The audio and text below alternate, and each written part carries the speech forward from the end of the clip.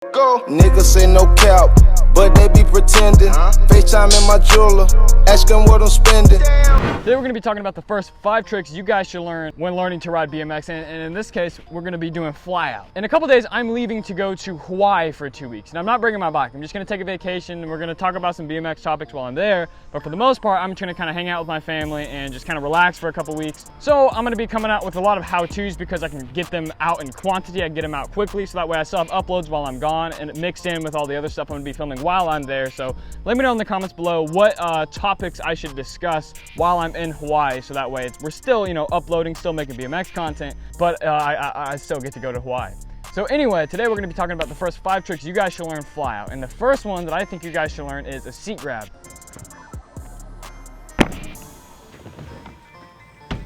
And the reason I think you guys should learn a seat grab is because you learn to take your hands off. That's such an essential skill. So it starts with a seat grab, then it goes to a T-Bog. And then once you're used to taking your hand off and turning your bars, that can translate into a bar spin. So I think you should learn a seat grab first, because then it just branches off into a T-Bog, and then it goes off to a bar spin. So it's all about just learning the control of it, and it's a great foundational trick to start. Now, when you go to seat grab, all you're gonna do is you're gonna fly out, and you're gonna wait till you're at your peak, and then once you're at your peak, you're just gonna nice and easy kind of suck up your legs, so maybe you don't have to reach so far, but wait till you're leveled out. You don't wanna be leaning forward or leaning too far back, otherwise you're gonna go OTB. If you're leaning too far back, you're gonna be, you know, your hands are gonna be off and you're gonna blow off the back end. So go up, nice and easy, just wait till you're leveled out, just nice, easy, reach down to the seat, just grab it, start by tapping it. You just give it a little tap, go back. And to work on it, you might honestly just start by doing this. Just kind of start, you'll go up and you'll just kind of work your way down. Just kind of start here, and then go down more, and until you can touch it. And then once you're more comfortable with the flyout, going higher and taking your hands off, then eventually you can grab it. And then once you're used to grabbing it, all you got to do is that. So then you go into a T-Bog, and then the proper form for a T-Bog is to push your arms out, suck your legs up, and then dip it like that. So it all kind of translates into that. And if you're used to this, you might as well just go like that. So that's the first trick I think you should learn. The second trick I think you should learn is a tire grab.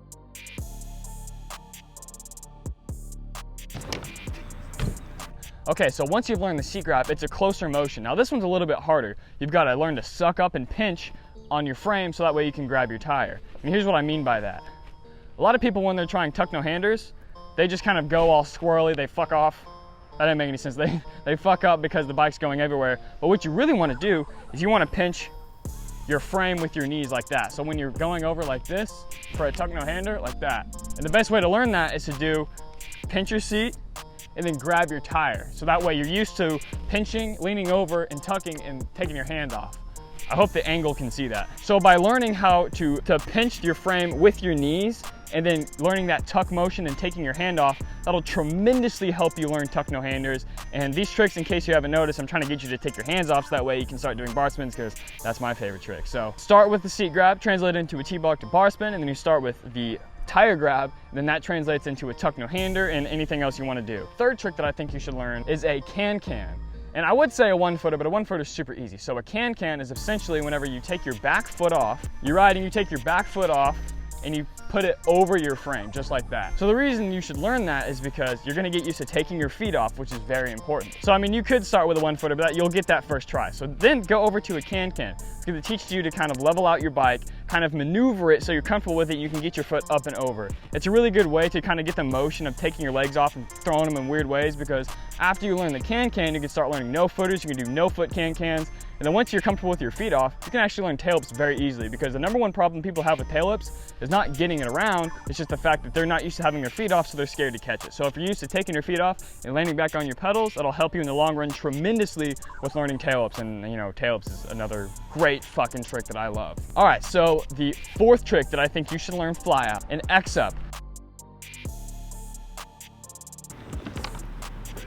Now, the first trick of the seat grab is gonna also help with bar spins, but this one is really gonna help with bar spins. So you're learning X-ups. This is gonna teach you the pinching motion. The seat grab is gonna teach you to take your hands off and be comfortable with it. The X-up is gonna teach you how to clear your bars and get you to that whole pinching your seat, pinching your cranks motion. So this is an X-up. You're gonna fly out of the ramp, you're gonna go up, you're gonna level out, and instead of throwing a bar spin, all you're gonna do is twist your arms like that. So that's an X-up. And the key to this The reason why I think you should learn this is because, like I said, it's going to translate into bar spins very easily, because you're going to have to learn how to keep your legs straight and pinch your seat so your bike's not all over the place. But okay, so the X-Up is going to teach you how to pinch your seat, straighten your legs, and that's the exact form you're going to use when doing a bar spin. See, now I'm overexposed, son of a bitch. So whenever you're learning the X-Up, if you know what I mean, your bars are going to do the same sweeping motion as the bar spin.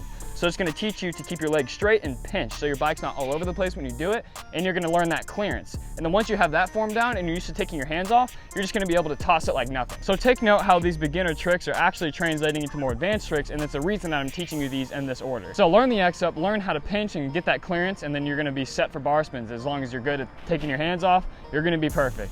And the X-Up is really fun because what I love to do is I love to X-Up the bar spin. I like X-Up turn downs, bar spin X-Ups. They're super easy to just add at the end of a trick or in a line. And you can do 360 X-Ups. They're just really fun. They're super easy. And as long as you get that used to clearing it, you can throw it wherever you want. And they're super fast. It's just a clean looking trick. And I think you'll really like them. So the last and final trick, the fifth trick that I think you guys should learn Flyout, is a 360.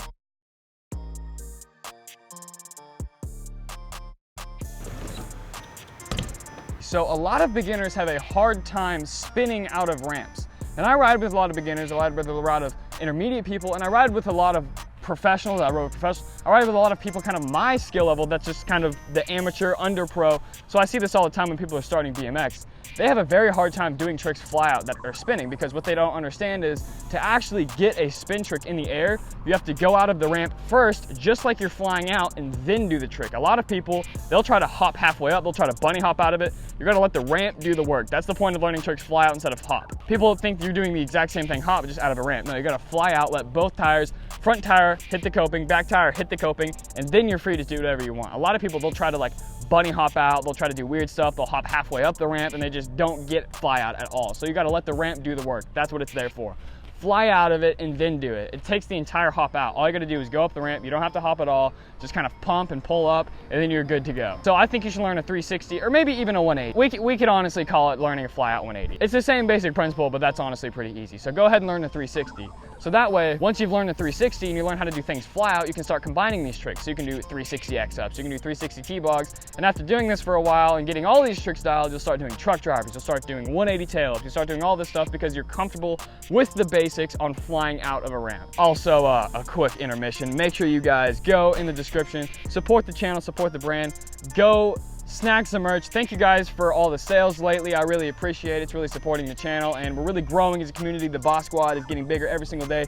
Even the crew, even the other vloggers on the Boss Squad, we're going places, all right? We're going places. So that's awesome to see you guys participating, and I really appreciate it. So I'm gonna start doing a thing where if you start buying merch, whether it's just the stickers, whether it's a fucking Champion Boss collab hoodie, I don't care what you buy, as long as you buy stuff, I'm gonna start giving away like little Boss care packages monthly. So if you buy a shirt or something, you could end up with a hoodie, shorts, and you know, I'm gonna start giving away little gifts to the people who are buying merch and supporting the channel. So kind of a way to give back to you guys. All right, anyway, this has been 5 beginner tricks that you should learn Flyout, and I hope this all makes sense. I hope you learn them, and I hope you learn them in order. If you need any extra help, make sure you follow me on Instagram at Greyson Robert. Send me a DM, and I'm gonna try my best to reply to as many of you as possible and help you guys out. Anyway, make sure you hit that subscribe button, like the video in case you want more, and I'll see you in the next one. Peace. I need 10 so I can look at the snakes and poses. I need 10 cause by my head is non-disclosure. I need 10 so I can live with a peace of mind without niggas taking a piece of mine.